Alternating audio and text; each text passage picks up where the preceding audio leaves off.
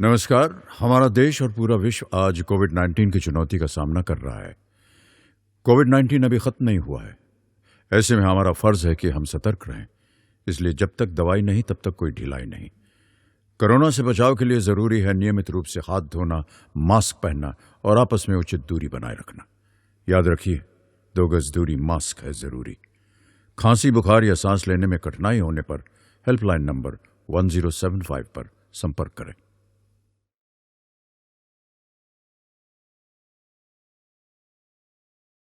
Hello everyone, नमस्ते। मेरा नाम है अमित जैन। आज मैं आप लोगों को व्यावसायिक शिक्षा के अंतर्गत आने वाले क्लास 9th के एम्प्लॉयबिलिटी स्किल्स का यूनिट 3 का lesson 4 parts of a computer and peripherals का भाग 3 पढ़ाऊंगा। इसके अंतर्गत आज जो हमारा पहला टॉपिक होगा वो होगा मदरबोर्ड। मदरबोर्ड कंप्यूटर में मौजूद एक पीसीबी बोर्ड होता है। ये कंप्यूटर के विभिन्न आंतरिक पार्ट्स को आपस में कनेक्ट करता है। साथ ही ये बाहरी उपकरणों या फिर एक्सटर्नल पेरिफेरल्स को कंप्यूटर से जोड़ने के लिए कनेक्टर्स प्रदान करता है। ये कनेक्टर्स जैसे स्लॉट्स, सॉकेट, पोर्ट्स, हेडर आदि के रूप में हमें मदरबोर्ड में देखने को मिलते हैं। मदरबोर्ड से जुड़े कुछ इंपॉर्टेंट इक्विपमेंट में जैसे सीपीयू, रैम, हार्ड डिस्क और कुछ अन्य इनपुट आउटपुट डिवाइसेस जैसे keyboard, mouse, monitor, USB devices etcetera आदि को जोड़ने के लिए अलग अलग कनेक्टर दिए होते हैं। देखा जाए तो कंप्यूटर में पावर सप्लाई करने से लेकर हार्डवेयर कंपोनेंट्स के बीच कम्युनिकेशन करवाने तक का सारा काम मदरबोर्ड का ही होता है। अन्य शब्दों में अगर मैं कहूँ तो कंप्यूटर का जो मदरबोर्ड होता है वो एसएमपीएस से पावर सप्लाई लेता है और कंप्यूटर मदरबोर्ड के विभिन्न पार्ट्स तक उससे कनेक्टेड डिवाइस तक पावर की सप्लाई पहुंचाता है। यहाँ तक कि कंप्यूटर का हर एक पार्ट किसी न किसी तरह से मदरबोर्ड से जुड़ा होता है। कंप्यूटर मदरबोर्ड सहायक उपकरणों को जोड़ने के लिए जगह उपलब्ध कराता है। इसलिए इसे कंप्यूटर की रीढ़ की हड्डी या फिर बैकबोन ऑफ कंप्यूटर भी कहा जाता है। चलिए अब देखते हैं मदरबोर्ड के कितने प्रकार होते हैं। मदरबोर्ड जो होते हैं वो 2 प्रकार के हमें देखने को मिलते हैं। जो पहला प्रकार होता है उसे कहते हैं इंटीग्रेटेड मदरबोर्ड और इसी के जो दूसरा प्रकार होता है उसको कहते हैं non integrated motherboard. Integrated motherboard इस तरह के बोर्ड में CPU, video card, sound card और विभिन्न नियंत्रण कार्ड और अन्य जरूरी कंपोनेंट्स को बोर्ड पर ही हमेशा के लिए सोल्डर कर दिया जाता है। इनको अपग्रेड करना संभव नहीं होता क्योंकि इनमें पोर्ट्स और स्लॉट्स जैसी एक्सपेंशन सुविधाएं नहीं होती हैं। ज्यादा से ज्यादा आप इसमें बस रैम बदल सकते हैं। वहीं पर जो नॉन इंटीग्रेटेड मदरबोर्ड होता है इस तरह के बोर्ड में सीपीयू और अन्य जरूरी कंपोनेंट्स को बोर्ड पर सोल्डर नहीं किया जाता। इनको अपग्रेड करना संभव होता है क्योंकि इनमें पोर्ट्स, सीपीयू सॉकेट और स्लॉट जैसी एक्सपेंशन क्षमता होती है और इन्हें आसानी से अपग्रेड या रिपेयर किया जा सकता है। सामान्यतः जो मदरबोर्ड होते हैं वो हमें कुछ इस प्रकार से देखने को मिलते हैं और इस तरह के जो ये मदरबोर्ड होते हैं इनका इस्तेमाल जैसे डेस्कटॉप कंप्यूटर में कुछ इस तरह के बोर्ड दिखते हैं जैसा कि इमेज में लेफ्ट साइड दिखाया गया है। और लैपटॉप जो होते हैं उनके जो मदरबोर्ड होते हैं वो कुछ लैपटॉप के हिसाब से उसके बॉक्स की पैकिंग के हिसाब से अलग अलग तरह के होते हैं, इसलिए इसको मैंने राइट साइड दिखाया है। इसी के साथ अगर आप देखें तो गेमिंग के हिसाब से भी पर्टिकुलर स्पेशल बोर्ड बनते हैं जिन्हें गेमिंग बोर्ड कह सकते हैं और कुछ बोर्ड सर्वर बोर्ड भी होते हैं। सर्वर बोर्ड 24/7 चलना कंप्यूटर को चलाने के हिसाब से बनाए जाते हैं और इनकी प्रोसेसिंग और पावर को देखते हुए इसमें कुछ सर्वर बोर्ड में आप यहाँ पे इमेज में देख रहे हैं कि 2 सीपीयू सॉकेट दिए गए हैं। 2 सीपीयू सॉकेट लगाकर यहाँ पे 2 प्रोसेसर की वर्किंग को मिलाकर उनसे एक साथ काम कराया जाता है। जैसे कि आप इस मदरबोर्ड में देख रहे हैं ये जो सर्वर बोर्ड है इसमें रैम लगाने के लिए जो स्लॉट्स हैं वो भी कम से कम 16 स्लॉट्स हैं, यानी कि इसमें 16 रैम एक साथ लगा सकते हैं। जो मदरबोर्ड होता है उसको कई नामों से जाना जाता है। मदरबोर्ड को main board, system board, base board, main circuit board, logic board, planar board, mobo या पीसीबी के नाम से जाना जाता है। मदरबोर्ड को किसी भी नाम से जाना जाए, मदरबोर्ड असल में होता है प्रिंटेड सर्किट बोर्ड, यानी कि एक ऐसा बोर्ड जिसपे कि सर्किट को प्रिंट किया जाता है, उस तरह के बोर्ड को प्रिंटेड सर्किट बोर्ड हम आसान शब्दों में कहते हैं। दूसरे शब्दों में पीसीबी को प्रिंटेड वायरिंग बोर्ड यानी कि पीडब्ल्यूबी या इच्ड वायरिंग बोर्ड यानी कि ईडब्ल्यूबी के नाम से भी जाना जाता है। पीसीबी का उपयोग अलग अलग कंपोनेंट के बीच बिजली और कनेक्टिविटी प्रदान करने के लिए किया जाता है। पीसीबी एक कॉपर लैमिनेटेड और non conductive printed circuit board होता है जिसमें सभी इलेक्ट्रिकल और इलेक्ट्रॉनिक कंपोनेंट एक साथ एक ही बोर्ड में साथ साथ जोड़े जाते हैं। कोई कंपनी अपने उत्पाद की आवश्यकता के अनुसार इन्हें स्पेसिफिकेशंस के हिसाब से कस्टमाइज करा सकती है। मदरबोर्ड का कई जगह उपयोग होता है। मदरबोर्ड या पीसीबी को कई प्रकार के इलेक्ट्रॉनिक्स उपकरणों में उपयोग किया जाता है। ये उपकरण हो सकते हैं जैसे computer, laptop, tablet, mobile, advance गाड़ियां, washing machine, smart fridge, smart watch, printer, photocopy machine आदि। मदरबोर्ड बनाने वाले कुछ प्रमुख निर्माता हैं। ऐसी कंपनियां हैं जो मदरबोर्ड की फील्ड में बहुत ही अग्रिम हैं, बहुत ही आगे हैं। ऐसी कुछ कंपनी के नाम मैं यहाँ पर बता रहा हूँ। ये नाम है ASRock, Asus, Biostar, EVGA corporation, Gigabyte technology, MSI या फिर माइक्रोस्टार इंटरनेशनल और इंटेल। इन कंपनियों के जो लोगो हैं, जो चिन्ह हैं, वो आपको कुछ इस तरह से देखने को मिलेंगे जैसे एसरॉक, एमएसआई, इंटेल, ईवीजीए, बायोस्टार, गीगाबाइट और एसुस अपने प्रोडक्ट में इस तरह के लोगों को लगाकर प्रोडक्ट की मार्केटिंग करती है। मदरबोर्ड जो होते हैं वो कई आकारों में हमें देखने को मिलते हैं। इन आकारों में देखने के मिलने की वजह ये होती है कि इन मदरबोर्ड में अलग अलग तरह के फंक्शंस होते हैं जो कम या ज़्यादा हो सकते हैं। इन्हीं के आधार पर इनको कुछ अलग अलग कैटेगरी में नाम से डिवाइड किया गया है। ये जो नाम है वो होते हैं E ATX, ATX, micro ATX, mini ITX और आप देखेंगे मिनी आईटीएक्स के बाद में नैनो आईटीएक्स और पीटीएक्स, पीटीआईटीएक्स नाम के ये बोर्ड की टेक्नोलॉजी होती है। इनके आकारों में बहुत ही विभिन्नताएं होती हैं। अगर आप इसको एक पेन से कंपेयर करें तो पिको आईटीएक्स की जो चौड़ाई है वो एक पेन से भी कम आपको देखने को मिलेगी।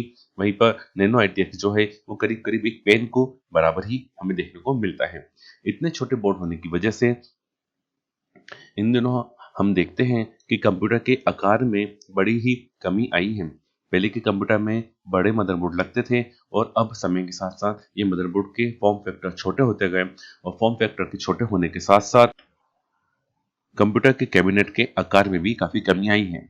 जैसे कि आप इन इमेजेस में देख रहे हैं, कंप्यूटर के सीपीयू के कैबिनेट जो होते हैं वो किस प्रकार से छोटे होते गए। इनमें जो सबसे आखिरी वाला ये जो कैबिनेट है इसको मैं और आपको डिटेल में समझाता हूँ। जैसे अगर आप देखेंगे इस कैबिनेट से मैं और भी कैबिनेट को कंपेयर करूं और भी पीसी को कंपेयर करूं तो जो कंप्यूटर है वो बहुत ही अधिक छोटे होते चले गए हैं। इवन अगर आप इनको कंपेयर करने के लिए हाथों में रख के देखना चाहें तो कुछ इस प्रकार से कंप्यूटर आपके हाथों में आ जाएंगे। ये इनका साइज है। जैसे कि इस कंप्यूटर को भी आप देखें, ये आपके हथेली में हथेली के बराबर है। आपके घर में रखे हुए सेट टॉप बॉक्स से भी इवन ये बहुत ही छोटा होता है। इवन अगर आप देखेंगे तो इंटेल ने एक कंप्यूटर स्टिक नाम से एक कंप्यूटर बनाया है जो कि इतना छोटा है, जो कि पेन ड्राइव से थोड़ा ही बड़ा है। जैसे कि इमेज में दिखाया गया है कि आपके उंगलियों के बीच में किस तरह से समा चुका है। चलिए अब देखते हैं हमारा अगला टॉपिक जो कि है सॉकेट्स, पोर्ट्स, कनेक्टर्स, स्लॉट्स या उनके कनेक्शन। जैसा कि आपको पता है कि कंप्यूटर में कई सारे पोर्ट होते हैं जैसे कि PS2 port, DVI port, HDMI port, optical digital output port, USB port, side speaker port, microphone, headphone, DVD player, CD player, electric guitar, MP3 player etcetera के लिए पोर्ट होते हैं। सब woofer, rear woofer, RJ45 port होता है, VJ port होता है, USB port होते हैं। इस तरह के पोर्ट और साथ साथ सॉकेट्स वगैरह भी कंप्यूटर में होते हैं, स्लॉट्स होते हैं। चलिए इनको थोड़ा सा हम डिटेल में समझते हैं। सबसे पहले हमारा जो टॉपिक है सॉकेट के अंतर्गत वो है सीपीयू सॉकेट। सीपीयू सॉकेट ये मदरबोर्ड में लगा सबसे महत्वपूर्ण सॉकेट होता है क्योंकि इसमें सीपीयू यानी कंप्यूटर के ब्रेन को फिट किया जाता है। सीपीयू सॉकेट्स भी कई प्रकार के होते हैं और किसी खास सॉकेट में किसी खास तरह का सीपीयू ही सपोर्ट करता है। सीपीयू सॉकेट्स के प्रकार होते हैं जैसे पीजीए, एलजीए आदि। इसी तरह से कंप्यूटर में कनेक्टर के भी कई प्रकार होते हैं। अब हम देखेंगे पावर कनेक्टर्स के बारे में। पावर कनेक्टर्स ये मदरबोर्ड में लगे सारे कंपोनेंट्स की को पावर की सप्लाई करता है। ये 20 से 24 पिन का एक पावर कनेक्टर होता है जो एसएमपीएस की पावर पिन को कनेक्ट करने के लिए होता है। कंप्यूटर में लगे सभी उपकरणों को संचालित करने के लिए आवश्यक बिजली आपूर्ति का काम इस पावर कनेक्टर द्वारा किया जाता है। पावर कनेक्टर कंप्यूटर में आपको कुछ इस प्रकार का देखने को मिलता है जैसा कि इस इमेज में इस जगह पर दर्शाया जा रहा है। इसी तरह कंप्यूटर में सीपीयू पावर कनेक्टर भी होता है। ये मदरबोर्ड में लगे सीपीयू की को पावर की सप्लाई प्रदान करता है। ये 4 से 8 पिन का एक पावर कनेक्टर होता है जो एसएमपीएस की सीपीयू पावर पिन को कनेक्ट करने के लिए होता है। कंप्यूटर में लगे सीपीयू को संचालित करने के लिए आवश्यक बिजली आपूर्ति का काम इस सीपीयू कनेक्टर द्वारा ही किया जाता है। ये सीपीयू कनेक्टर 4 पिन का कुछ इस तरह से दिखता है। इसी के साथ कनेक्टर में कुछ और कनेक्टर्स भी होते हैं जैसे सीपीयू फैन कनेक्टर। ये जो सीपीयू फैन कनेक्टर होता है ये 4 पिन कनेक्टर होता है जो मदरबोर्ड में लगे सीपीयू के फैन को या सीपीयू हीट सिंक जिसे हम बोलते हैं उसको पावर की सप्लाई प्रदान करता है जिससे कि सीपीयू का तापमान स्थिर रहता है। इसके अलावा कंप्यूटर में कुछ अन्य 3 पिन कनेक्टर भी हमें देखने को मिलते हैं। ये 3 पिन कनेक्टर भी फैन कनेक्टर होते हैं और ये कंप्यूटर के कैबिनेट के चेसिस में लगे हुए फैन को पावर देने के लिए इस्तेमाल किए जाते हैं। इसी के साथ चलिए अब देखते हैं स्लॉट। जो स्लॉट्स होती हैं इन्हें रैम स्लॉट्स कहा जाता है। ये कंप्यूटर का वो स्थान होता है या वो जगह होती है जहाँ रैम को लगाया जाता है। आप किसी मदरबोर्ड में कुल उतनी ही रैम लगा सकते हैं जितने की एक मदरबोर्ड में रैम के स्लॉट होते हैं। इन्हें मेमोरी स्लॉट्स भी कहते हैं। कंप्यूटर में जितनी रैम बढ़ती है उतना ही कंप्यूटर का परफॉर्मेंस अच्छा होता चला जाता है। जो स्लॉट्स होते हैं वो कुछ इस प्रकार के हमें देखने को मिलते हैं। इसी तरह कंप्यूटर में हेडर भी इस्तेमाल किए जाते हैं। हेडर कंप्यूटर में कई प्रकार के हेडर होते हैं जिसके माध्यम से किसी पोर्ट को, किसी हार्डवेयर को या किसी बटन को जोड़ा जा सकता है। इसकी मदद से कंप्यूटर के फ्रंट पैनल पर हम USB port, audio jack, power button, restart button, power light और हार्ड डिस्क लाइट को कनेक्ट कर सकते हैं। जैसा कि यहाँ पे अलग अलग प्रकार के मदरबोर्ड में हेडर दिखाए जा रहे हैं। जैसे कि इस जगह पे देखेंगे ये एक यूएसबी हेडर है। इसकी मदद से कंप्यूटर के कैबिनेट के फ्रंट पैनल में यूएसबी को पावर मिलता है जिससे आप कंप्यूटर के आगे के हिस्से से पेन ड्राइव और अन्य जरूरी जो डिवाइसेस हैं उसको कनेक्ट कर सकते हैं। इसी प्रकार से कंप्यूटर के मदरबोर्ड में एक फ्रंट ऑडियो हेडर भी होता है। फ्रंट ऑडियो हेडर का काम यह है कि कंप्यूटर के कैबिनेट के फ्रंट पैनल पर लगे हुए जो ऑडियो पोर्ट्स होते हैं उनको पावर प्रदान करना और उनसे डेटा ट्रांसफर करना। इसी प्रकार से हम यहाँ पे देखेंगे कुछ इस प्रकार का ये जो कनेक्टर होता है ये कंप्यूटर में ऑन बोर्ड स्पीकर को कनेक्ट करने के लिए किया जाता है ताकि आप स्पीकर को कंप्यूटर के मदरबोर्ड से कनेक्ट करके उसकी एरर बिट्स वगैरह का इस्तेमाल सुनकर उसको ट्रबल शूटिंग के लिए कर सकें। इसी प्रकार से कंप्यूटर में ये फ्रंट पैनल जो होता है हेडर होता है। फ्रंट पैनल हेडर में, पावर हेडर में यहाँ पर कई प्रकार के जो पिंस आपको दिख रही हैं इसके माध्यम से आप power button, restart button, power light और हार्ड डिस्क लाइट को कनेक्ट करके इनका इस्तेमाल कर सकते हैं। इसी के साथ कंप्यूटर में कई प्रकार के स्लॉट्स होते हैं। जैसे कि हमने रैम स्लॉट्स देखा था उसी प्रकार से कुछ एक्सपेंशन स्लॉट्स भी होते हैं। इन एक्सपेंशन स्लॉट्स कई प्रकार के होते हैं। इनका उपयोग कंप्यूटर में एक्स्ट्रा हार्डवेयर लगाकर या खराब हो चुके बेसिक कंट्रोलर जैसे साउंड, इथरनेट, डिस्प्ले, यूएसबी आदि का इस्तेमाल करके कंप्यूटर की क्षमता बढ़ाने के लिए किया जाता है। ये जो एक्सप्रेशन कार्ड होते हैं, स्लॉट होते हैं, जैसे कि यहाँ पे दिख रहा है PCI एक्सप्रेस X16, ये सबसे बड़ा एक्सपेंशन स्लॉट होता है और अधिकतर इसका इस्तेमाल ग्राफिक्स कार्ड को लगाने के लिए किया। इसके अलावा भी जैसे PCI, HGP और PCI एक्सप्रेस X1 जैसे एक्सपेंशन स्लॉट होते हैं। एक्सपेंशन स्लॉट में एक्सपेंशन कार्ड लगाए जाते हैं जैसे कि sound card, Ethernet card, wifi card, USB 3.0 card. इस तरह के कार्ड लगाकर आप अपने कंप्यूटर में एक्स्ट्रा हार्डवेयर को कनेक्ट करके उसकी पावर या उसकी क्षमता को बढ़ा सकते हैं। इसका उपयोग उस स्थिति में भी किया जाता है जिसे कंप्यूटर की ऑनबोर्ड ऑडियो अगर आपका खराब हो गया है और आप कंप्यूटर में ऑडियो सुनना लगाना चाहते हैं तो ऑडियो पोर्ट के लिए आपको एक एक्सपेंशन साउंड कार्ड लेना पड़ेगा और आप उसको इन स्लॉट्स में लगाकर अपने कंप्यूटर में वापस ऑडियो को यूज कर सकते हैं। ठीक इसी प्रकार चलिए देखते हैं, कंप्यूटर में कई प्रकार के इनपुट आउटपुट पोर्ट्स होते हैं। ये पोर्ट्स कंप्यूटर के पीछे वाले पैनल पर यानी कि बैक पैनल पर हमें देखने को मिलते हैं। ये कई प्रकार के होते हैं, जैसे PS2 mouse port, USB port, HDMI port, DVI port, D sub output, USB 2.0 port, eSATA port, 1394 port, audio port, Ethernet port आदि। चलिए इनको थोड़ा सा डिटेल में समझते हैं। इनपुट आउटपुट पोर्ट्स के अंतर्गत हमारा जो पहला पोर्ट है वो है PS2 पोर्ट। इन पोर्ट का इस्तेमाल कीबोर्ड और माउस जैसे एक्सटर्नल पेरिफेरल्स को कनेक्ट करने के लिए किया जाता है। इसी तरह इनपुट आउटपुट पोर्ट्स के अंतर्गत अब हम देखेंगे USB पोर्ट। इन दोनों USB पर सब तरह का हार्डवेयर कनेक्ट किए जा सकते हैं। इस पोर्ट का इस्तेमाल विभिन्न प्रकार के एक्सटर्नल पेरिफेरल्स को जोड़ने के लिए किया जाता है। USB पोर्ट के कई वर्जन होते हैं, जैसे 2.0, 3.0 आदि। हर वर्जन के साथ USB के डाटा ट्रांसफर की गति बढ़ती जाती है और इसका उपयोग कई जगह कई हार्डवेयर को कनेक्ट करने के लिए किया जाता है, जैसे printer, scanner, mobile, USB mic, speaker, wifi, bluetooth, USB webcam, ethernet, camera, USB sound, USB hub आदि जैसे डिवाइसेस का उपयोग हम USB पोर्ट के माध्यम से कनेक्ट करके कर सकते हैं। इसी तरह चलिए अब देखते हैं ग्राफिक्स एडाप्टर को। ग्राफिक्स एडाप्टर या ग्राफिक्स पोर्ट में जो पहला हमारा टॉपिक है वो है VGA। VGA का पूरा नाम वीडियो ग्राफिक्स एरे है। इसका इस्तेमाल सबसे ज़्यादा लैपटॉप और कंप्यूटर में किया जाता है।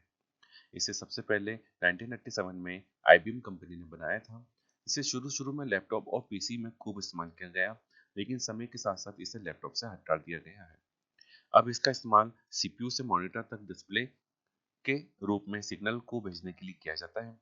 ये आपको नीले रंग में देखने को मिलता है। इसके अंदर 15 पिन होती है जो एनालॉग सिग्नल्स को सपोर्ट करती हैं। इसी तरह DVI का पूरा नाम, इस जगह पे ये जो दिख रहे हैं ये DVI पोर्ट है और ये वाला जो है ये VGA पोर्ट है। इस DVI का पूरा नाम होता है डिजिटल विजुअल इंटरफेस। इससे पहली बार साल 1999 में लॉन्च किया गया था। इसका काम इसके नाम में ही छुपा हुआ है। ये VGA से पूरी तरह अलग है क्योंकि ये डिजिटल सिग्नल को सपोर्ट करता है। इसकी एक खासियत और ये है कि ये सिर्फ वीडियो को ही डिस्प्ले से कनेक्ट करता है। अगर आप टीवी चला रहे हैं तो आपको ऑडियो के लिए अलग से मोनो केबल का इस्तेमाल करना होगा। DVI के कई प्रकार होते हैं, जैसे DVI 1, DVI A और DVI D। इसी के साथ ग्राफिक्स एडाप्टर पोर्ट के अंतर्गत अब हम देखेंगे HDMI पोर्ट। HDMI का पूरा नाम हाई डेफिनेशन मल्टीमीडिया इंटरफेस होता है।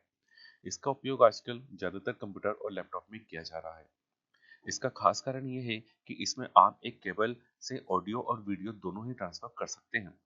HDMI पोर्ट भी तीन तरह के देखने को हमें मिलते हैं, HDMI A, HDMI C और HDMI D। ये तीनों पोर्ट के जो साइजेस है उनमें काफ़ी कमी होती है, जिसकी वजह से इनको अलग अलग डिवाइसेस में इस्तेमाल किया जाता है। HDMI की जो डाटा ट्रांसफर की स्पीड होती है वो लगभग 10 Gbps तक की होती है।